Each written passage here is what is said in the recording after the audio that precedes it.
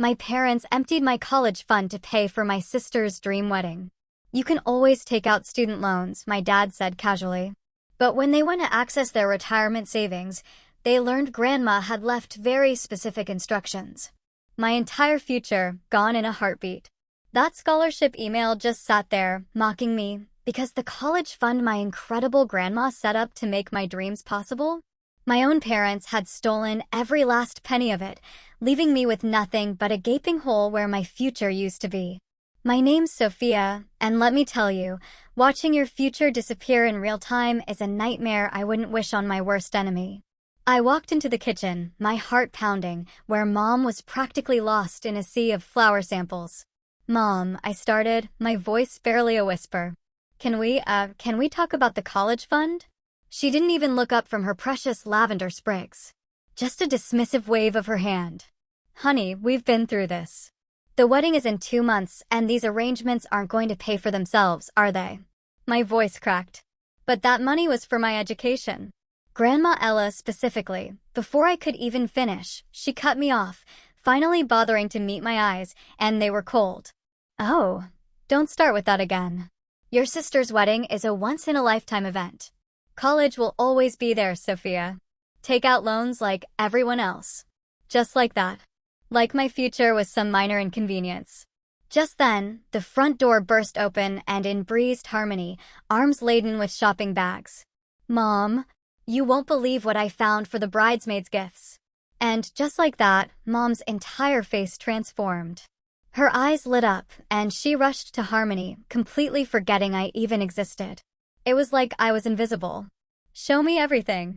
Mom squealed, practically vibrating with excitement. She helped Harmony spread her treasures, personalized silk robes, apparently, right across the kitchen counter. Right on top of my scholarship paperwork. Hey, I was working on that, I mumbled, a pathetic protest. Harmony just chirped, oh sorry. But there was zero actual sorry in her tone. But look at these. Aren't they divine? I swear, I just grabbed my papers, heart heavy, and retreated to my room. But I couldn't escape Mom's gushing. $300 each? That's a steal for this quality. $300 for a silk robe. My college fund, reduced to an accessory. That night, I found Dad in his study, laptop glowing on his face. Did you even think about asking me before emptying my college fund? The words came out sharper than I intended. He just sighed, like I was the unreasonable one, interrupting his important work. Sophia, you're smart. You'll get scholarships. Your sister needs this wedding to be perfect. You know how important the Youngs are. The Youngs. Dante's wealthy family, whose approval apparently trumped my entire future. And what about what I need? I asked, tears stinging my eyes. He stared at me, then said, cold and firm, what you need is to stop being selfish. This is about family. Family? I laughed, a bitter, hollow sound. Was it about family when Grandma Ella made you promise to protect that money for my education? His face flickered then, a momentary crack in his composure.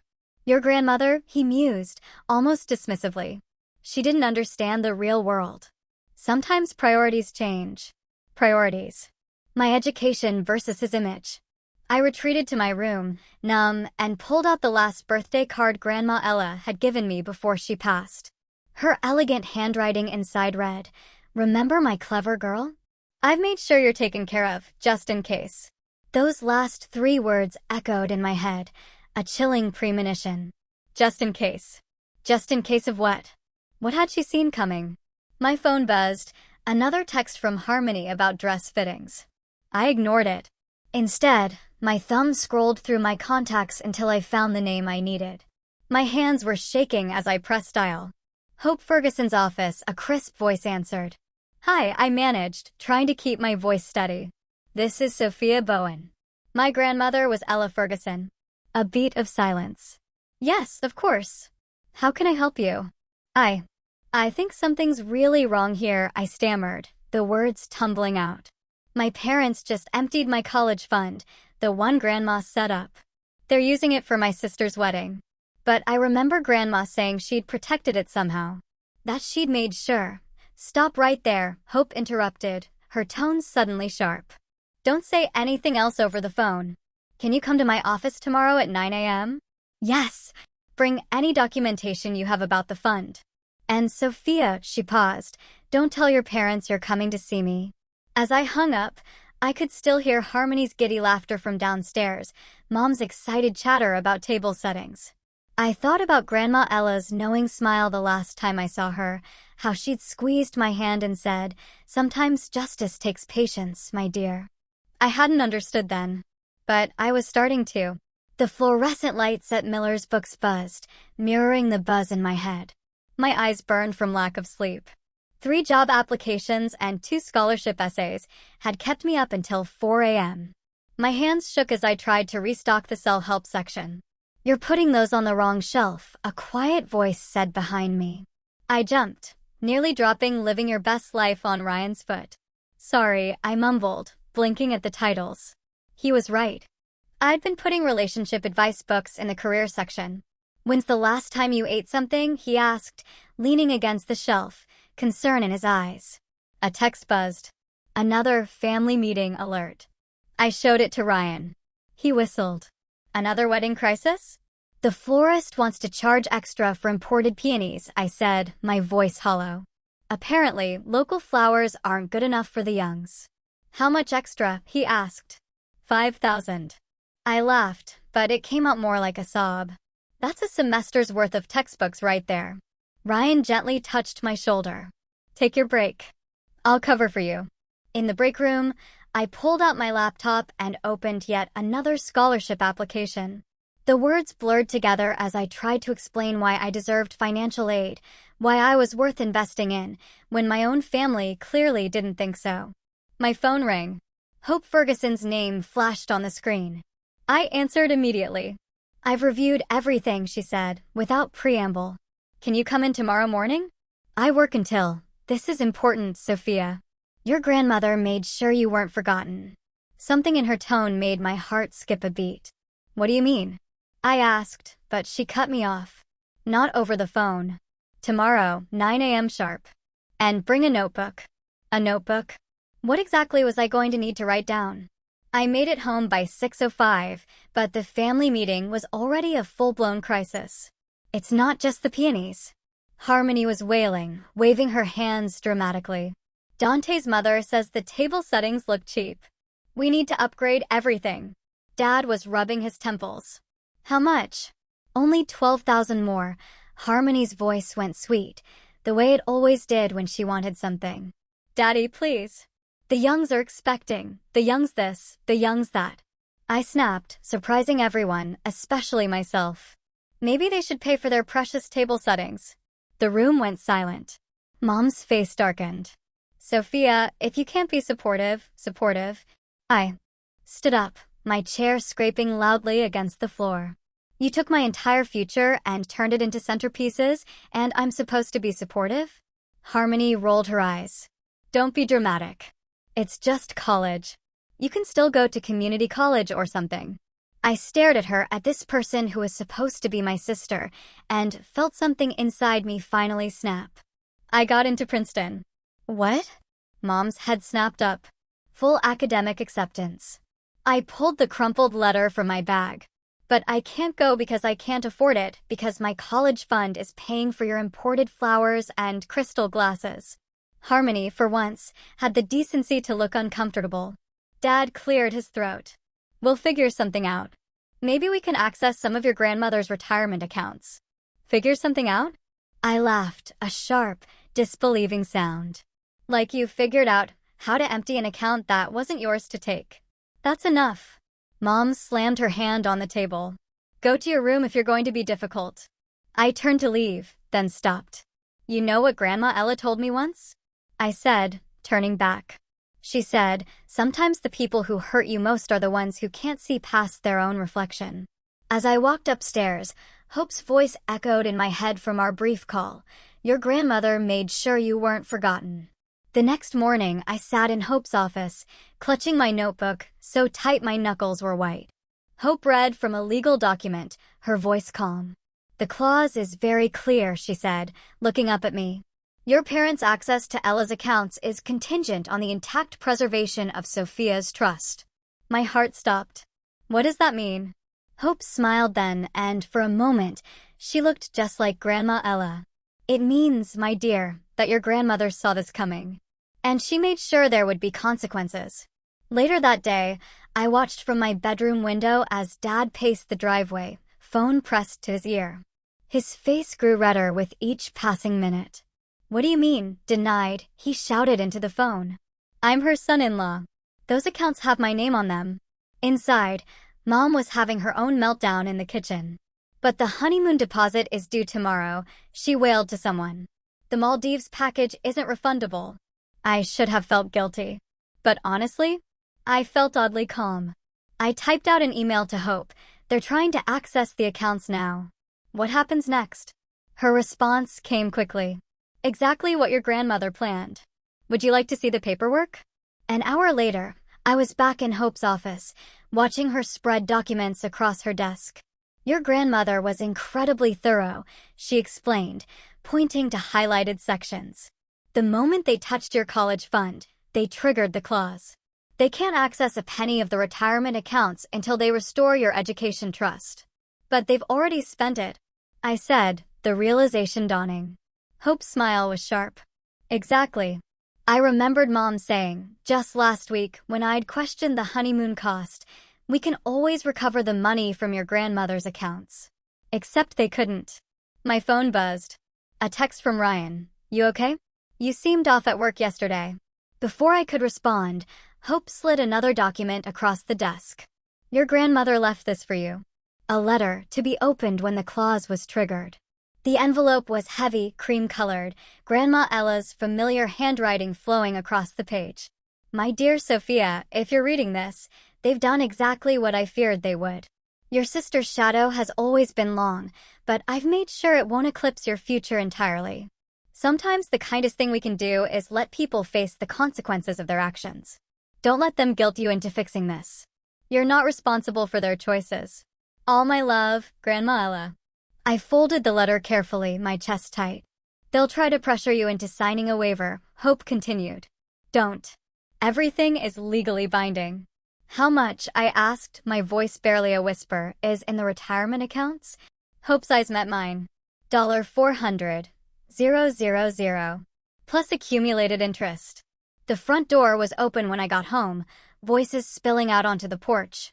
Harmony's fiancé, Dante, was there, gesturing angrily. My mother's already told everyone about the Maldives. We can't just cancel. Do you know how embarrassing that would be? We'll figure it out, Mom promised, her voice tight. There's just a small issue with accessing some funds. Small issue? Dad interrupted. The bank won't even talk to us anymore. They keep referring us to that damn lawyer. I tried to slip past them, but Mom's head snapped towards me. Her makeup was smeared, eyes wild. Tell me what you did, she whispered, her voice laced with accusation. I didn't do anything, I said truthfully. Grandma Ella did. What's that supposed to mean? Dante demanded. But Mom's face had gone pale. The clause, she breathed. That's what Ella meant at Christmas, wasn't it? When she said she'd made arrangements. What clause? Harmony appeared in the doorway, still in her wedding planning clothes, looking utterly confused. Your sister, Mom's voice was shaking, somehow got her grandmother to lock us out of our retirement savings. I didn't get her to do anything, I corrected, my voice steady. You did that yourself when you stole my college fund. Borrowed. Dad shouted. Borrowed without asking? Without permission? For a wedding that costs more than 4 years of tuition? Actions have consequences. Fix this. Harmony stepped toward me, her perfect features twisted into a snarl. Fix it right now. I can't, I said. And I wouldn't if I could. You selfish little, Mom started forward, but Dad caught her arm. We'll talk to Hope again, he said. There has to be a way around this. I walked past them, up the stairs, their furious, desperate voices following me. The Youngs will never understand. We can't cancel the honeymoon. How could she do this to us? In my room, I finally pulled out my phone and replied to Ryan's text. No, I'm not okay, but I think I will be. Then I opened my laptop and started another scholarship application. Below me, I could hear Mom crying, Dad arguing, Harmony demanding. But for the first time in years, their drama felt distant. Like a storm I was watching from somewhere safe and dry. My phone lit up with a text from Hope. Your grandmother would be proud. I thought about the letter, about consequences and choices, about shadows that had grown too long. And I smiled. The church bells chimed, a symphony of designer dresses and air kisses filtering into the sanctuary. I sat in the very back row, smoothing my simple blue dress, the only one I own that Mom deemed appropriate. The Youngs are here, someone whispered excitedly, and heads turned as Dante's family made their grand entrance, dripping in jewelry and an air of superiority. A hand touched my shoulder. Ryan slid into the seat beside me, looking uncomfortable in a borrowed suit. You didn't have to come alone, he said quietly. I didn't want to explain why I'm sitting in the back of my own sister's wedding, I replied, a bitter edge to my voice. The music swelled, and Harmony appeared in the doorway, a vision in her custom gown, floating down the aisle like she'd been born for this moment. Mom was openly weeping in the front row, Dad beaming proudly beside her. And now, the minister announced, we'll hear a few words from the family. I watched as various relatives stood to give their speeches. Mom's voice shook with emotion as she talked about her beautiful firstborn. Dad cleared his throat repeatedly during his toast about his little princess. No one asked me to speak. Would you like to say something? Ryan whispered. I shook my head. What could I say? Congratulations on the wedding that cost me my future? Best wishes on your marriage, funded by theft? The reception was in full swing when Dad's phone rang. He stepped away from the head table, his face darkening with every word he heard. Even across the crowded room, I could see his hands shaking as he ended the call. Turner, Mom asked, touching his arm, her perfect smile faltering. What's wrong? The bank, he said hoarsely. They've denied our appeal. The retirement accounts are still frozen. Mom's perfectly made-up face crumpled. But the catering bill, not here, Dad hissed, glancing nervously at nearby tables. Later. But their whispered argument carried across the dance floor, sharp and clear. We're maxed out on every card. The house payment is due next week. What about the loan? Already denied. I sipped my water, watching Harmony and Dante twirl obliviously on the dance floor, lost in their dream, utterly unaware of the financial hurricane brewing around them. You could tell her, Ryan suggested quietly. Tell her what? I scoffed. That while she's dancing at her dream wedding, our parents are facing bankruptcy? That her perfect day came at the cost of my education and their retirement. I put my glass down. She wouldn't believe me anyway. Later that night, as the party wound down, Mom finally cornered me by the bathrooms. Her eyes were glassy, whether from champagne or tears, I couldn't tell. This is all your fault, she slurred, her voice thick. Your grandmother poisoned you against us. No, I stepped back, my voice firm. You did that all on your own. We gave you everything. You gave Harmony everything, I corrected, the words finally flowing out. You gave me whatever was left over.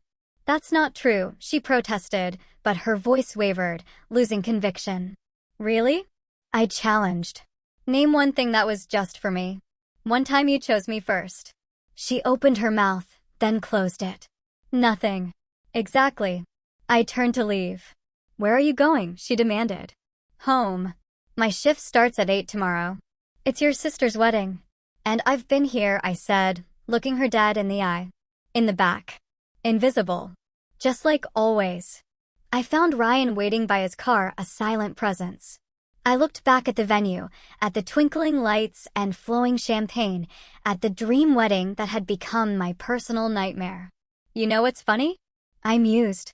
They keep saying Grandma turned me against them, but she didn't. She just gave me the power to stop letting them hurt me. Are you okay? Ryan asked as we pulled away. I thought about the scholarship applications waiting on my desk, about the part-time job I'd picked up at the library, about the future I was rebuilding piece by painful piece. I will be. My phone buzzed. A text from Harmony. Where did you go? Mom's crying in the bathroom. I turned off my phone. When we got home, the house was dark and eerily quiet. I kicked off my shoes and headed upstairs, but stopped dead at the sight of something on my bed. It was my baby album. The one Mom kept hidden in her closet. A note was stuck to the cover, scrawled in angry handwriting. Your grandmother poisoned us against you. I opened it. Every single photo had been removed. Every memory, every happy moment, gone. Except for one. Me at my high school graduation, standing alone, while in the blurry background, my family clustered around Harmony, celebrating her.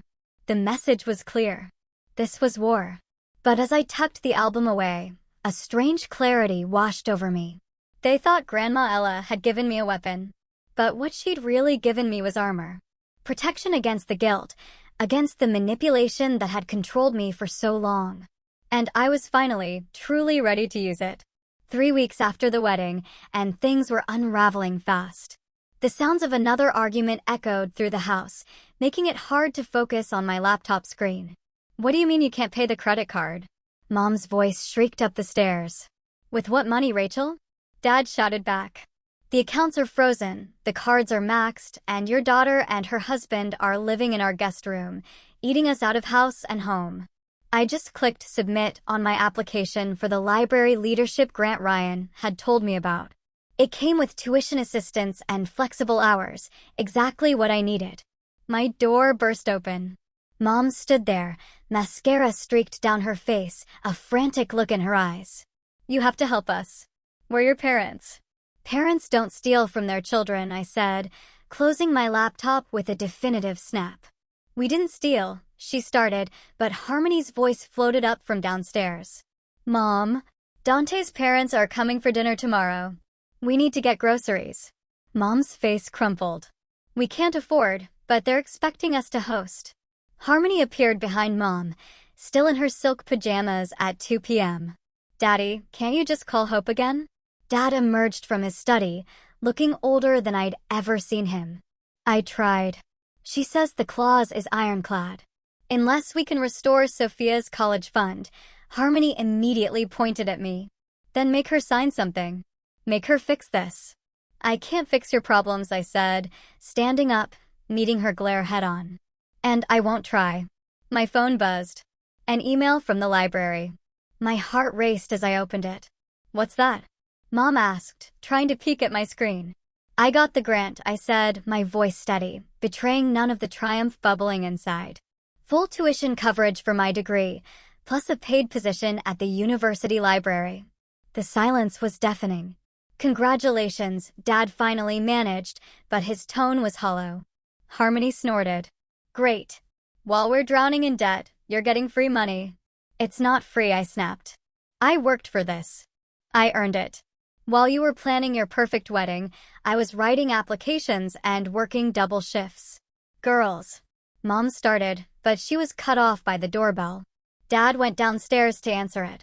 A moment later, his voice, laced with disbelief, carried up to me. Hope? What are you doing here? I hurried down to find Hope standing in our foyer, elegant as always in her charcoal suit. I came to deliver this in person, she said, her voice perfectly neutral, as she handed Dad an envelope. The final ruling from the bank's legal department. Dad's hand shook as he read the letter. This is impossible. Hope's gaze was unflinching. The terms are quite clear.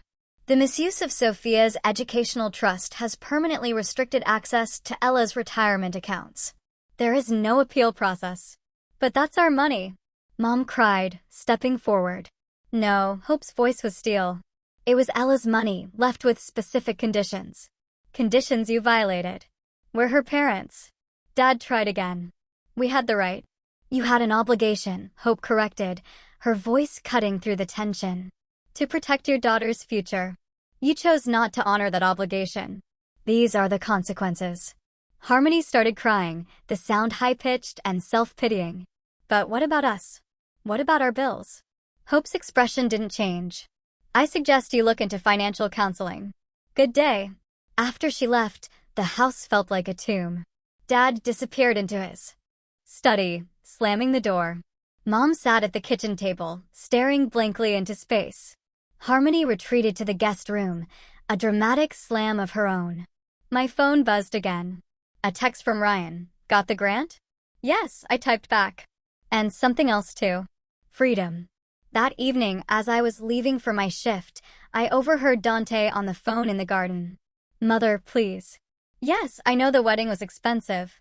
No, we can't move in with you instead because it would look bad. Inside, Mom was hunched over the kitchen table, frantically trying to calculate bills on the back of an envelope, her handwriting getting messier as the numbers grew bigger. Sophia, she called out, a desperate plea as I reached for the door. Please. We're still your family. I thought about the empty photo album, about years of being second best, about the casual cruelty of taking my future to fund Harmony's perfect day. No, I said quietly, without turning around. You're just the people who raised me. Family would have protected me. As I walked to my car, I could see Dad through his study window, on the phone again, probably trying another bank, another desperate attempt. Harmony was on the front step, scrolling through her honeymoon photos, still utterly lost in her bubble of privilege. My phone lit up with an email. Congratulations on your acceptance to the Advanced Library Sciences program. I started my car, leaving them all behind with their choices and their consequences. In my rearview mirror, the house looked smaller somehow. Less intimidating. Just like their power over me. Just sign the papers, Sophia. Dad slid the document across the kitchen table.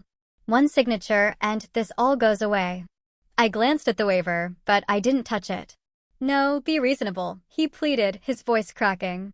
Your mother can barely sleep. The bank is threatening foreclosure. We could lose everything. Like I lost my college fund? I shot back, my voice dangerously calm. He slammed his hand on the table. Enough. You're being childish. No, I said, standing up, my chair scraping. I'm being consistent. You made your choice. Now you get to live with it. Mom appeared in the doorway, clutching her coffee mug like a lifeline, her eyes red-rimmed. Please, sweetie. We're desperate. I remember being desperate too, I said, looking at her directly. When I begged you not to take my money. When I showed you my acceptance letter. When I tried to explain what Princeton meant to me. Did you listen? Just then, the front door burst open and Harmony stormed in. The country club canceled our membership. Do you know how humiliating that was? Dante's mother was there. We can't afford the dues anymore, Dad muttered. This is all your fault. Harmony whirled on me, eyes blazing. Just sign the stupid waiver. Or what? I asked, my voice low. You'll take something else from me? Her face twisted in a sneer. Grandma Ella would be ashamed of you. The laugh that escaped me was bitter. Really? Because she's the one who set this up. She saw exactly who you all were, and she made sure you couldn't hurt me forever. We never hurt you. Mom cried. Tell me something, I said, pulling out my phone. Remember this email? The one where I told you I got into Princeton? Want to know what you replied? I read it aloud, my voice flat. That's nice, honey. But we need you to help with Harmony's wedding favors this weekend. Mom paled. I was busy. You were always busy when it came to me. I turned to Harmony. And you, when I told you about Princeton, you said, and I quote, "Why would you want to go so far away? You're just trying to make everything about you again." I didn't mean yes, you did. I picked up the waiver. And I ripped it clean in half. You all meant everything you did. Every time you chose her over me. Every time you dismissed my dreams. Every time you took what was mine and gave it to her. Grandma's money was meant for all of us. Dad protested. Really? I challenged. Let's call Hope then. Let's ask her exactly what Grandma meant. His silence was telling. Harmony stepped closer, her voice dropping to a desperate whisper. What do you want? An apology? Fine, I'm sorry. Now fix this. An apology? I stared at her, disbelief warring with a lifetime of hurt. You think sorry makes up for 18 years of being treated like I didn't matter? For watching my future get spent on your designer wedding dress. You always make life harder for everyone, she hissed. And then, her hand shot out, slapping me hard across the face. The room froze. My cheek stung, but I didn't flinch. I just looked at her. Thank you, I said quietly. For what? She spat, eyes wide with her own rage. For proving Grandma right. I touched my cheek, feeling the burn. She told me once that people show you who they really are when they can't control you anymore. Mom started crying, a choked sob. Dad looked away, unable to meet my eyes. Harmony stood there, her hand still raised, as if shocked by her own action. "I'm leaving," I announced, my voice clear and strong. "I have work. And then a meeting about my grant. You know, the one none of you congratulated me for. Sophia, please." Mom reached for me. "We're still your parents." "No," I said, stepping back, putting distance between us. "You're just people who had kids and loved one more than the other. That's not parenting. That's favoritism." I grabbed my keys and bag. Behind me, I could hear Harmony starting to cry. Mom, of course, was trying to comfort her. And Dad was already making another frustrated phone call. Grandma Ella's voice echoed in my memory. "Don't let them rush you into playing small." My phone buzzed. A text from Ryan. "Still on for coffee after your shift?" "Yes," I typed back. "I need to tell you about what just happened." "Everything okay?" I touched my cheek again, feeling not pain, but a profound sense of clarity. "Better than okay. I'm finally free." As I drove away, I could see them all in the window, Mom holding Harmony, Dad pacing, their once perfect family picture now cracking under the brutal weight of consequences. They'd tried to make me feel guilty for letting them face the results of their choices. They'd tried to manipulate me into fixing their mistakes. They'd even tried violence. But Grandma Ella had given me more than just legal protection. She had given me the strength to stand firm, to let karma do its work, to watch them reap what they'd sown. And I wasn't going to waste that gift. 3 months later, at a family reunion, I overheard Aunt Linda whisper, "Did you hear about Turner and Rachel? They're selling the house, moving into a rental and Harmony." Uncle Pete leaned in conspiratorially. "Living with Dante's parents now. The marriage is already rocky." I kept arranging cookies on the buffet table, pretending not to hear. "Sophia." Aunt Linda noticed me. "We were just, how are you, dear?" "Great, actually," I smiled. "The library program is going well. I start graduate courses next month on scholarship." Unlike some people, Uncle Pete added pointedly, "You earned your way." The family had split into camps. Those who admired my stand against injustice, and those who thought I'd destroyed the family. The divide grew deeper when Dad's desperate lawsuit against Hope failed spectacularly. My phone buzzed. A text from Ryan. "Court documents just got posted online. Want me to send them?" "No need," I replied. "I'm done keeping score." Aunt Linda touched my arm. "Your grandmother would be so proud. She ruined us." Mom's voice cut through the chatter. She stood in the doorway, swaying slightly, the drinking having clearly started early. After they lost the house, my own mother, she chose her over all of us. "Rachel," Uncle Pete warned. "This isn't the time." "When is the time?" She stumbled forward, mascara streaked. "My daughter won't even speak to me. My husband's depression is getting worse. Harmony's marriage is falling apart, and she pointed at me. She just watches it all burn." "You set the fire," I said quietly, setting down the cookie platter. "I just refused to put it out." The room went silent. "I have something to say," I continued. I wrote it all down. Actually, I sent it to Harmony this morning. I pulled out my phone and read, "Dear Harmony, you got the fairy tale. The perfect wedding, the designer dress, the exotic honeymoon. You got everything you wanted, including my future. But here's what you didn't get: peace, respect, self-sufficiency. You never learned to stand on your own because they were always holding you up. Now they can't anymore and you're falling. I'm not writing to gloat. I'm writing because you should know, this isn't revenge. This is consequences. This is what happens when you build your happiness on someone else's pain. You got the fairy tale. I got the truth. Sophia." Mom lunged for my phone, but Uncle Pete caught her arm. "Rachel, enough. How dare you?" She hissed at me, tears streaming. "After everything we did for you." "Everything you did for me?" I laughed, a sharp, bitter sound. "Let's list it, shall we? You took my college fund. You dismissed my achievements. You enabled Harmony's entitlement. You chose her happiness over my future every single time. We loved you," she sobbed. "No," I corrected, my voice cold. "You loved having someone to sacrifice." My phone buzzed again. A voicemail notification from Harmony. I played it on speaker and a hush fell over the room. "Sophia, I didn't know how to love you back then. I don't think I knew how to love anyone but myself. I'm sorry. Not because I need something from you now, but because I finally understand what I took from you. What we all took from you. I ended the playback. Mom had crumpled into a chair, sobbing uncontrollably, Aunt Linda trying to comfort her. Uncle Pete just watched, his face a mask of disapproval. I have to go, I announced, feeling suddenly light.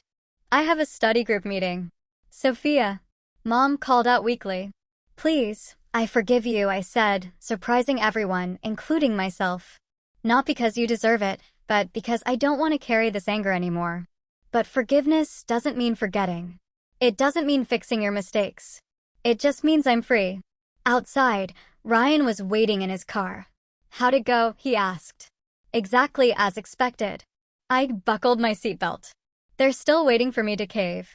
To fix everything. And will you? He asked gently.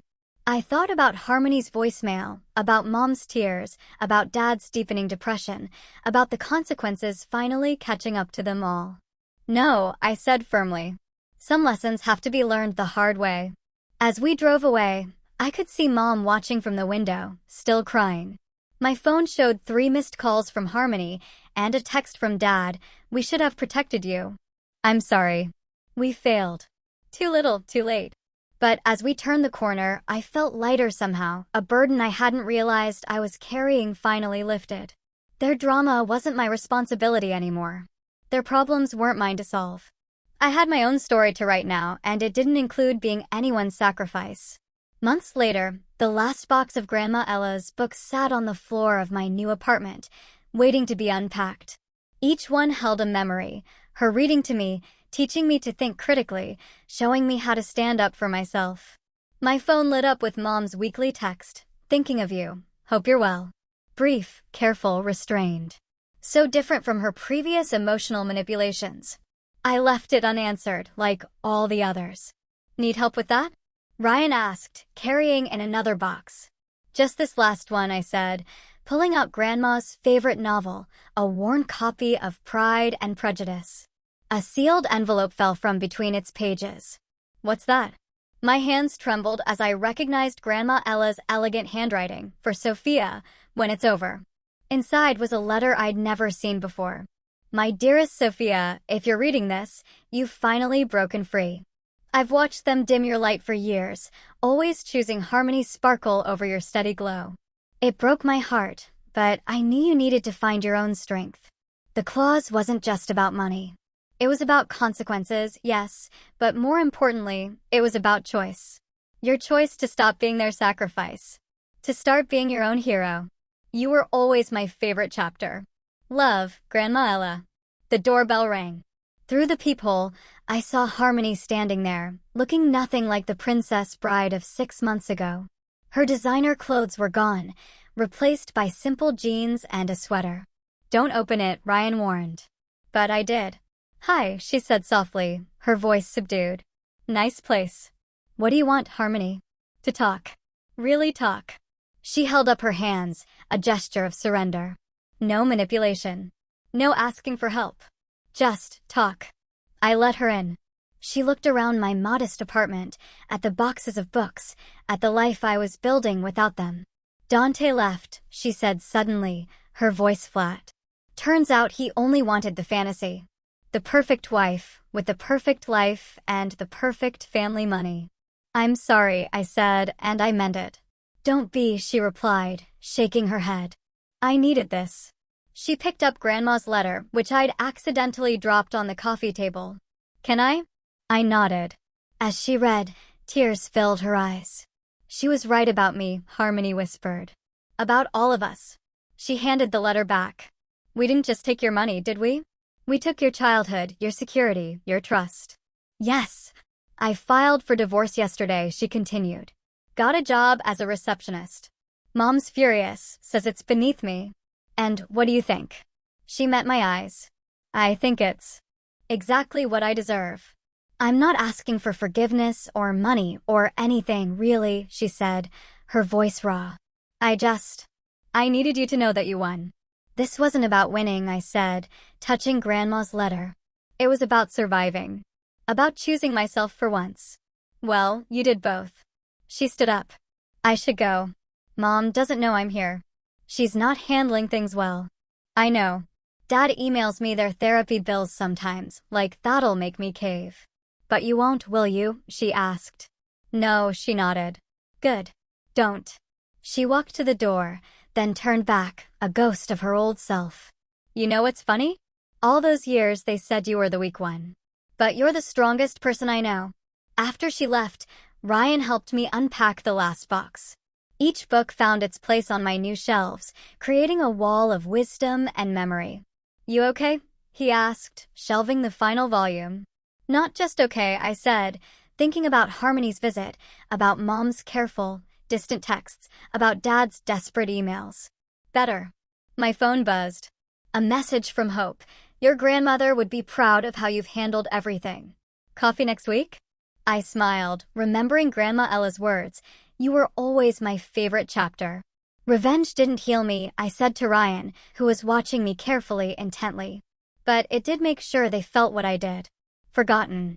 And somehow, that was enough. He took my hand, his grip firm and reassuring. Ready to write your own story now? I looked around my new apartment, at the life I was building from the ashes of their betrayal.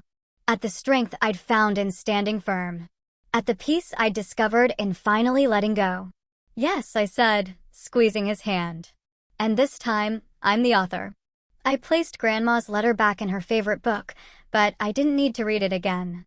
Its message was already written in my heart, in my choices, in my refusal to be anyone's sacrifice ever again.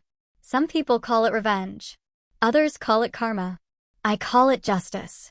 And let me tell you, it tastes exactly like freedom.